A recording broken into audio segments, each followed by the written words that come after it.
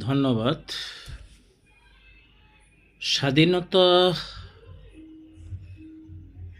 বিরোধী শক্তিরা যখন আমাদের ৩০ লক্ষ শহীদের বিনিময়ে যে বাংলাদেশটা স্বাধীন হয়েছিল, আজ সেই দেশের বিরুদ্ধে যখন জঙ্গলি বাহিনী কথা বলে যে ১৬ই ডিসেম্বর হবে না, তখন কি এই দেশে কখনো মুক্তিযোদ্ধা শক্তি মেনে নিতে পারে?